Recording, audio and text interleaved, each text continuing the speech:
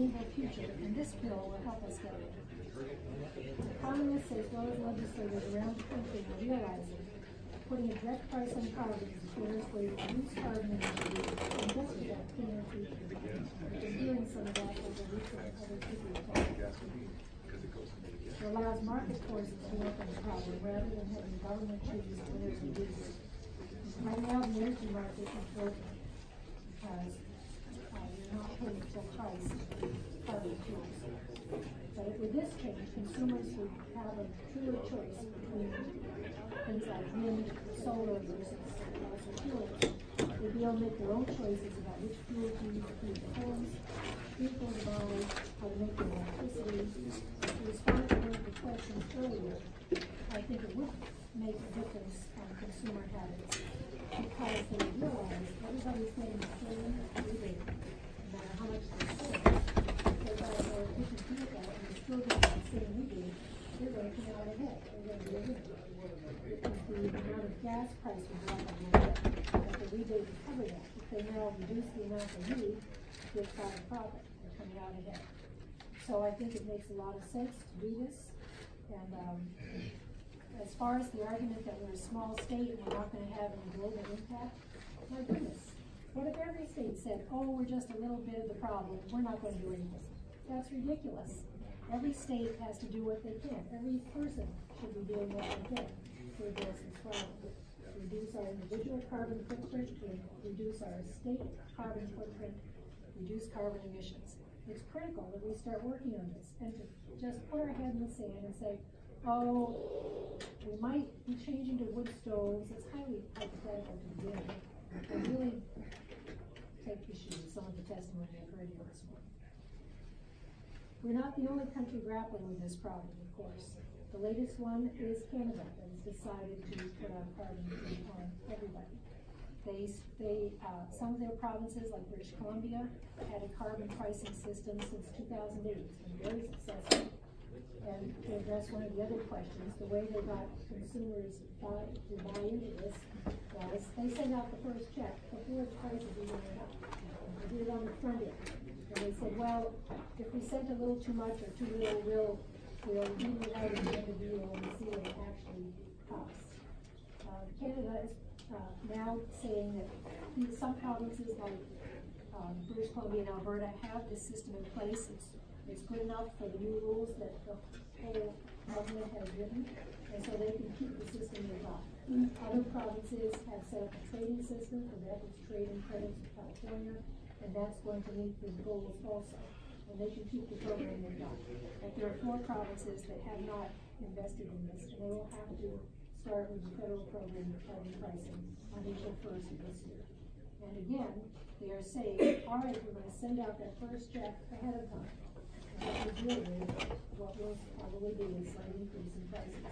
And as far as the price going up, if the price of gas goes up 20 cents a gallon this year and next year, that's true, that adds up over the cost of your gasoline for a year. But just think how much the price of gas has changed in the last 6 months.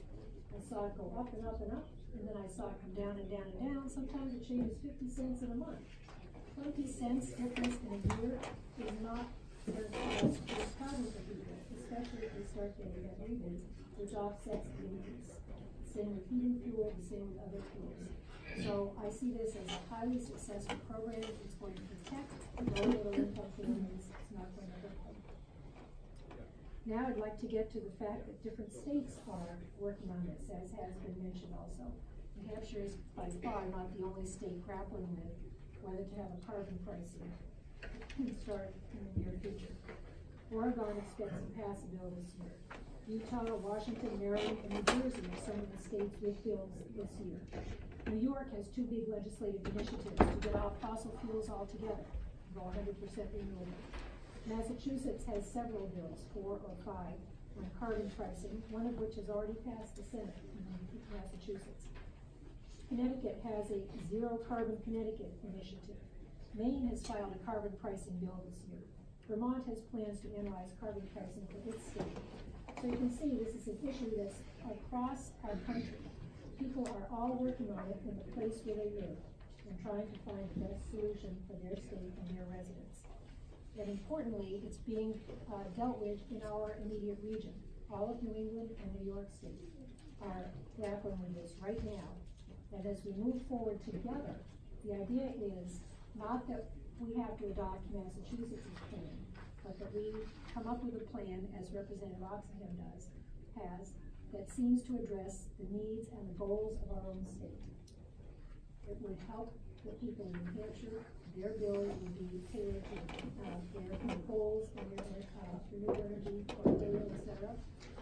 So it's not like we have to be dictated to by another state, but if we're all moving in the general same direction within a couple of years of each other, then you are eliminating the cross-border problem. People from New Hampshire will not be going to Massachusetts or Maine to buy their gas because the price is going to go up there just like the price here. So we're all in this together. Many legislators in the Northeast have joined the Carbon Costs Coalition to work on this together. They're talking to, I'm not doing anymore, but they are talking to each other about what's happening. The National Caucus of Environmental Legislators is following this around the country and informing legislators as to what's happening. So we're trying to reduce carbon emissions in each state while being fair to our own citizens and our businesses. New Hampshire legislators recently produced a white paper, thanks to Representative Sansic's leadership on this. They had a vision of a clean, 100% clean energy future for our state. Many people from this committee contributed to it. They understand the urgency of addressing climate change in a way that funds our economy and is good for our citizens. In other news, I'm happy to tell you that Keene has become the 5th New Hampshire city to set a goal of 100% renewable. Like most of the other cities, it's going to try to be 100% renewable for electricity by 2030 and for everything, transportation, and even by 2050.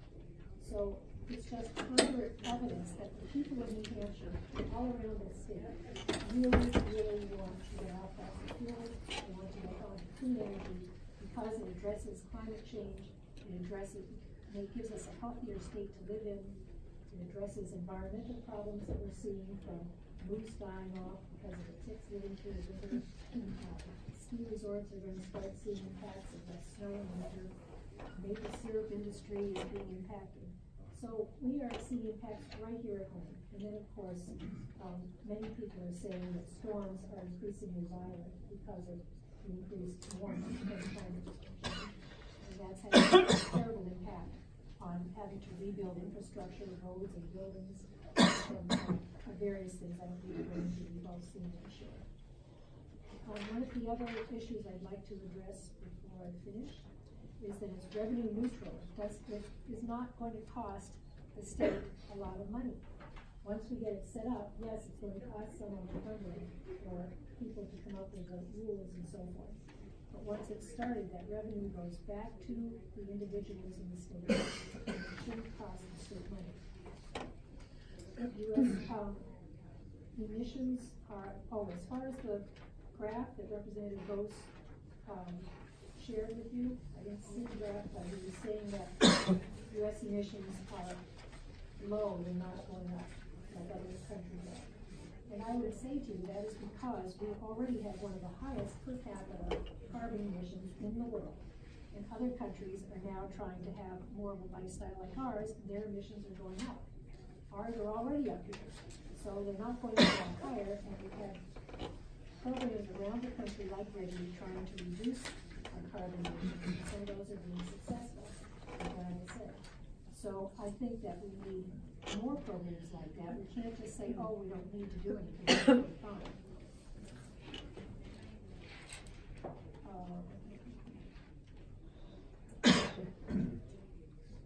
And I think I will end there because I know other people need to speak. Thank you very much.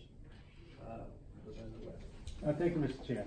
I heard you mention the word choice several times during it. For people, well, first of all, New Hampshire doesn't have any public transportation per se. Major cities do. So there's not a choice for most of the people to go to the doctor or to go to the grocery store. It's not a choice anymore. It's a necessity. So if we're going to raise the price of gasoline 20 cents, That's a necessity. That's what people are. My daughter is working 2 jobs. She can't make ends meet now, right? You add another 20 cents per gallon to it, she'd be better off quitting. Thank you for the question. The first thing I would say is that 20 cents a gallon is going to be offset by the rebates that they get, and so they will not be paying an increase in their gasoline budget. Secondly, they have a choice to some extent in what vehicle they buy. Maybe they can't afford a new car, but they might be able to buy a more efficient old car. As people were saying, when the price of gas dropped, people went to the larger SUVs and so forth. They got worse mileage. When the gas prices go up, they tend to give those up and have a smaller, more economical, more higher mileage vehicle. So that's the kind of choice I'm referring to. Oh, yes. I just wanted to say, my wife works in Boston, right? Right now, the price of gasoline in Massachusetts is cheaper than the price in New Hampshire. I mean, it goes back and forth, so that's when she fills up, wherever it's cheaper. She will drive around the block for 2 cents. She's that type of person. It's going to be going up in Massachusetts. They're farther along this path of carbon pricing than we are.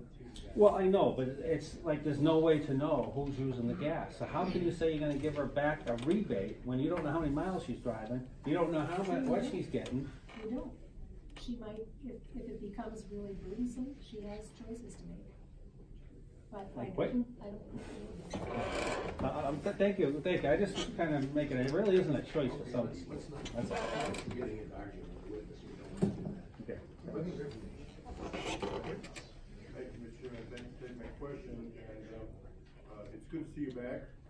Thank you. I prefer you to be on this side of the desk, but I enjoyed it when you were here. I just want to know how you feel. People are saying it's only 20 cents a gallon more, and I'm talking about cost now. It's only 20 cents a gallon more. That's the first year, and it goes up almost 10 cents a gallon for the next several years. But my understanding is that there's also a bill coming around that's going to increase the gasoline tax 6 cents. So we're really talking about 26 cents a gallon more now, and maybe 36 a gallon the following year. And this is part one of my question. So how do you, I mean, we're just increasing the cost of gasoline on all these programs, and we're saying it's minimal effect to the people, and they're not going to get that 6 cents back on the gas tax. True. I'm not saying that it's a minimal effect to add all these things up, but I am saying they would get their 20 cents back. And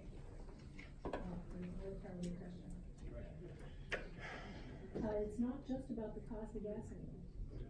That gasoline, when we burn it, is causing problems for us. It's causing health problems, it's causing global warming. We are paying in other ways. That's what I mean when I say we are not paying the true cost of carbon as it is now, and this would level the playing field. Yes. And so the second part is, refers directly to the bill. I don't see any place in the bill, and I believe, where it says the bill would be null and void if the country adopts a national carbon tax. So if the country adopts a national carbon tax, are we going to still maintain a state carbon tax? I would highly doubt it. I would think that these local and state plans would be subsumed by the national plan. Just like we're making provisions for RIGI within this proposal, that you're not paying twice. I would think once it, and there is one going through Congress this coming year.